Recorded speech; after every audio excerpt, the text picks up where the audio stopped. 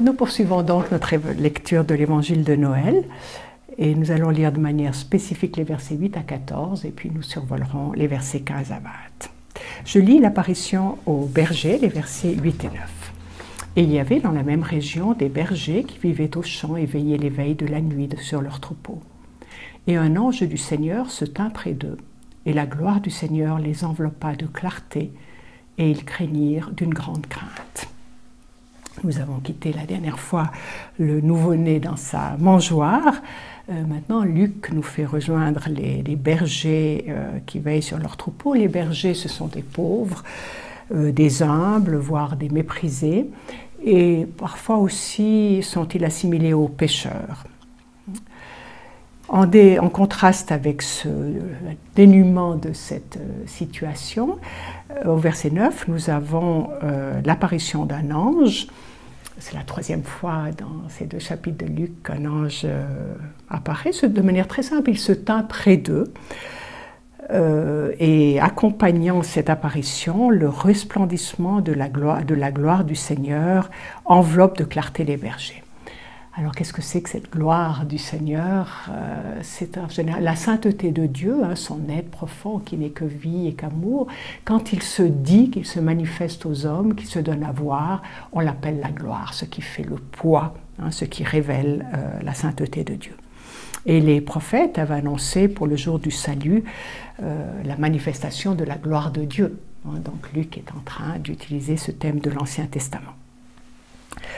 Les bergers se retrouvent dans un espace de lumière alors que c'est la nuit. On sent que là il y a quelque chose déjà qui échappe à l'ordinaire et à la rationalité. Et ce phénomène qui sort précisément de nos expériences courantes provoque une grande crainte, non pas une peur. Nous avions déjà vu ce thème, c'est ce qu'éprouvent ceux qui ont assisté au retour à la vie du fils de la veuve de Naïm. C'est un sentiment d'admiration qui remonte à l'origine, à Dieu, qui n'est pas la peur. Et vous sentez que pourtant la naissance de Jésus a été racontée de manière tellement simple, tellement dépouillée. Ici, cette irruption d'un ange, cette manifestation de la gloire, cette clarté dans la nuit, nous oriente vers le côté surnaturel de l'événement. L'ange va donner un message à ses bergers, je lis les versets 10 à 12, et l'ange leur dit « Ne craignez point ». Car voici que je vous annonce la bonne nouvelle d'une grande joie qui sera pour tout le peuple. Il vous est né aujourd'hui un Sauveur, qui est Christ du Seigneur dans la ville de David. Et ceci vous servira de signe, vous trouverez un nouveau-né enveloppé de l'ange et couché dans une mangeoire. L'ange commence par rassurer, c'est traditionnel, la crainte, vous voyez, pourrait se muer en peur, ce qui serait évidemment négatif, donc il y a toujours cette formule, on l'a à l'Annonciation, Gabriel demande à Marie de ne pas craindre. Et cet ange annonce la bonne nouvelle, qui est cause de grande joie. Chez Luc, la joie est toujours en lien avec le salut. C'est pas un sentiment, une réaction émotionnelle, c'est parce qu'il y a présence du salut en art ou pleinement là en Jésus. Et le contenu de cette bonne nouvelle, nous le connaissons, nous, parce que nous avons lu le chapitre 1 qui précédait, où nous savions par le récit de l'Annonciation qui était cet enfant. Mais le lecteur de Luc nous fait participer à l'annonce faite au berger. Il vous est né, il est né pour vous. Ce n'est pas un événement sans destinataire. Et il vous est né aujourd'hui. C'est aujourd'hui qui sont tellement importants chez Saint Luc, nous l'avons déjà rencontré, lorsque Jésus à la synagogue de Nazareth, après avoir lu Isaïe 61, disait « Aujourd'hui ce texte est accompli ». Dans ma personne, il y a cet accomplissement messianique. Eh bien, aujourd'hui, le salut, il y a l'irruption du salut qui est là. Et aujourd'hui, un sauveur nous est né. C'est intéressant de voir que Luc utilise déjà ce terme en 1,47 dans le Magnificat, le chant de Marie, mais il désigne Dieu, c'est lui en Dieu mon sauveur. Tandis que maintenant, c'est Jésus, cet enfant, ce nouveau-né, qui est désigné comme le sauveur, et Luc est le seul évangéliste à attribuer ce titre à Jésus. Il faut savoir que c'était le titre souvent donné à l'empereur, qui avait remporté des conquêtes ou pacifié une région, etc. Et ici, Luc nous donne à entendre que le vrai sauveur n'est évidemment pas César Auguste et ses prétentions que nous avons vues la dernière fois, mais que le vrai sauveur est là en Jésus. Il est celui, en tant que sauveur, qui vient arracher à un enfermement au drame. Nous avions vu déjà l'arrachement à la mort avec l'épisode de Naïm. Nous avions vu l'arrachement au péché avec la rencontre entre Jésus et la pécheresse. Et s'il y a arrachement, c'est pour établir dans une situation nouvelle de communion, d'harmonie, de paix. C'est cela que, par exemple, que Jésus offre au larron. Encore un texte propre à Saint Luc, en 23-43, celui que nous appelons le bon larron, un des deux malfaiteurs qui se tourne vers Jésus, et Jésus lui dit « Aujourd'hui, tu seras avec moi en paradis ». Actuellement, tu es dans l'anéantissement, le mépris, la souffrance, et aujourd'hui, tu feras l'expérience du salut. Donc cet « aujourd'hui nous est né un sauveur », c'est peut-être la phrase la plus capitale de ces deux chapitres. Ce titre a une résonance divine, puisque Luc utilise une formule que l'on ne connaît pas ailleurs dans le Nouveau Testament, c'est le Christ du Seigneur. Il est donc, dans cet enfant, il y a donc le Messie, le Christ, le libérateur, mais en même temps, il est Seigneur, c'est kurios, la traduction du nom propre de Dieu. C'est une manière de dire l'origine divine de Jésus. Ce n'est pas seulement Jésus de Nazareth, le fils de Marie, il est vraiment vrai homme et vrai Dieu. Et nous avons vu par exemple dans l'épisode de Marthe et Marie que Marie était assise aux pieds du Seigneur. Déjà en quelque sorte le Seigneur ressuscité. Et bien ici dans cet enfant il y a déjà toute cette divinité qui se manifeste. Ou quand Élisabeth salue Marie, elle reconnaît en elle la mère de son Seigneur, à savoir Jésus. Voilà, et cette naissance a eu lieu dans la ville de David, je n'y reviens pas. Un signe est donné à ces bergers. Vous vous rappelez que déjà Zacharie avait reçu un signe, Marie avait reçu un signe. Pour les bergers, c'est en apparence banal, c'est un nouveau-né enveloppé de l'ange. La naissance d'un enfant, c'est jamais banal, mais je veux dire en quoi un enfant langé représente un signe.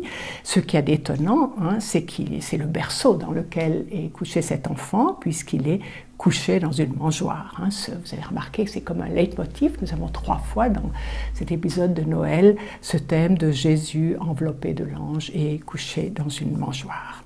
Donc dans ce nouveau-né fragile, vulnérable, né dans des circonstances de pauvreté matérielle, c'est là que réside le Sauveur qui vient libérer. Prendre ce qu'il y a peut-être de plus vulnérable, un bébé, et dire que c'est là que réside le salut.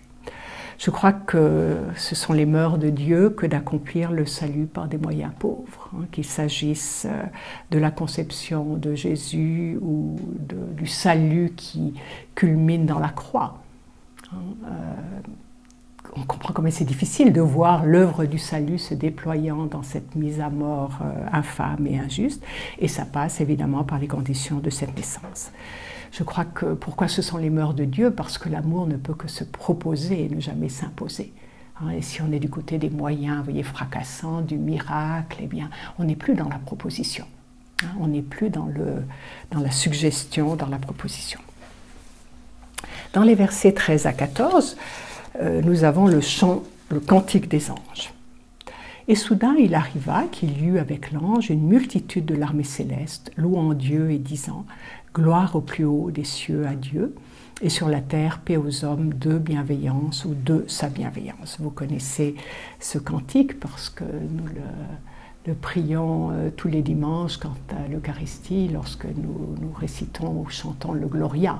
C'est précisément ce verset de Luc par lequel commence notre manière de rendre gloire à Dieu pour ce qu'il est. Donc ici, nous avons eu le message d'un ange au berger, et maintenant nous avons une sorte de célébration liturgique, c'est plus seulement un ange, mais c'est une armée céleste, hein, vraiment un groupe important. Les anges, nous avons vu, sont messagers de Dieu dans la Bible, mais ils sont aussi préposés, si j'ose dire, à la liturgie éternelle auprès de Dieu. Et que chantent-ils? La gloire dans les hauteurs à Dieu, et sur la terre, paix aux hommes de bienveillance. Ce petit cantique est une sorte de concentré de termes bibliques, on retrouve la gloire, on retrouve la paix, etc.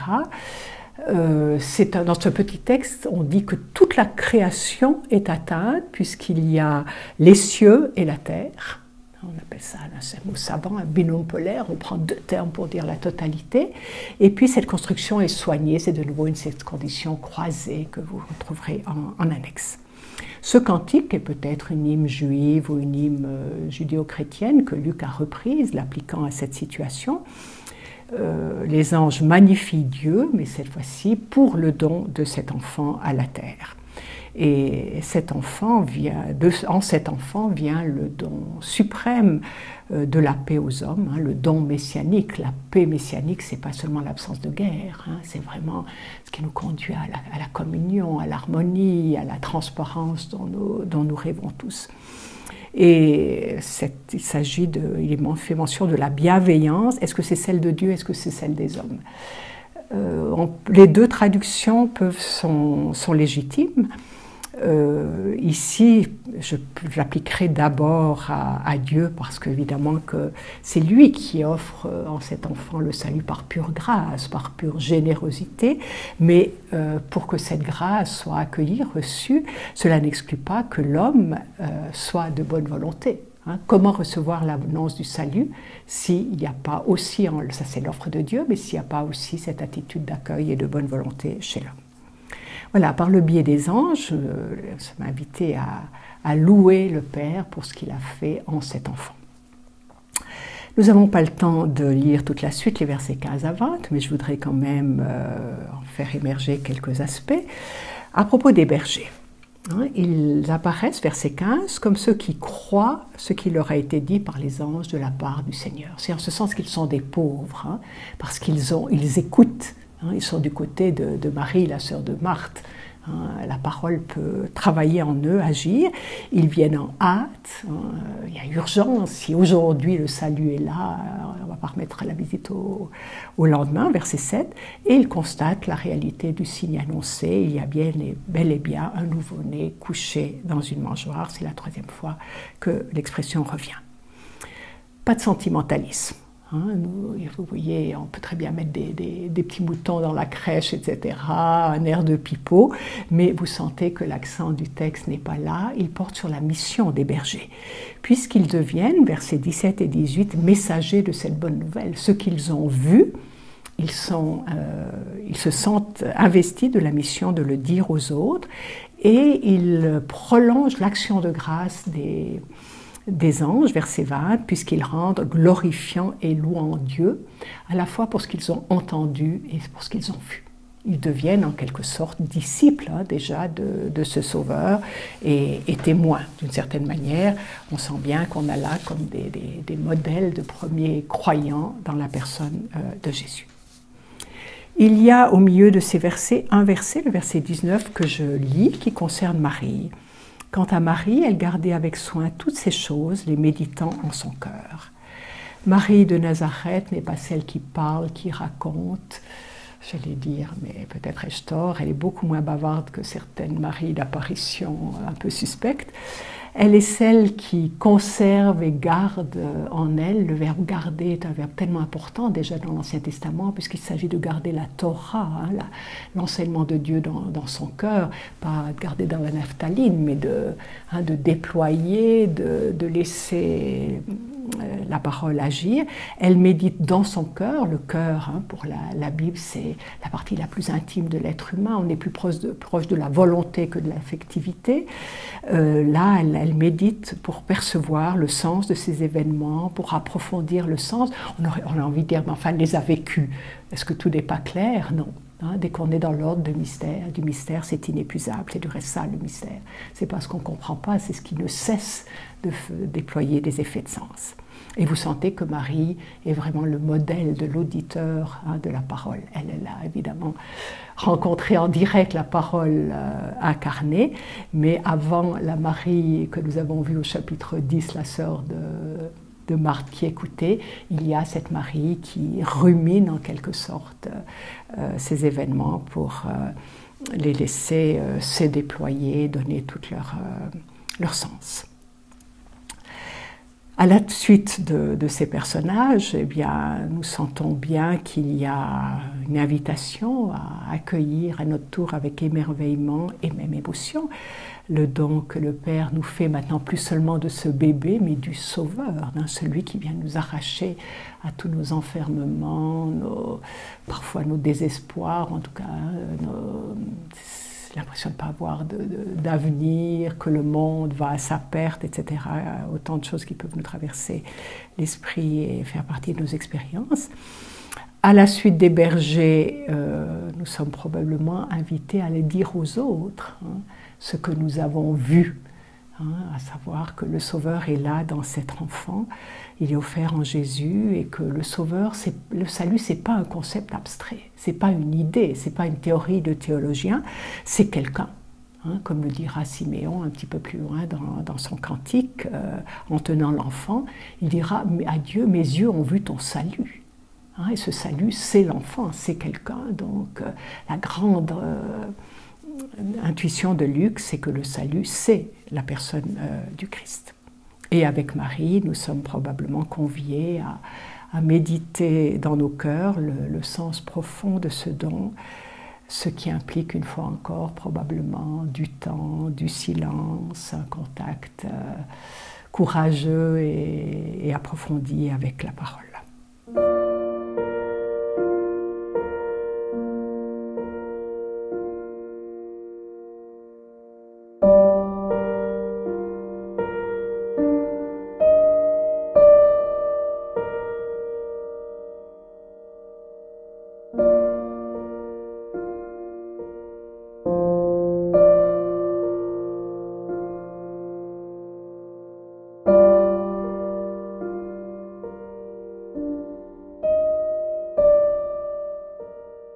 Mon souhait, c'est évidemment que nous vivions Noël dans cet esprit d'accueil et d'émerveillement.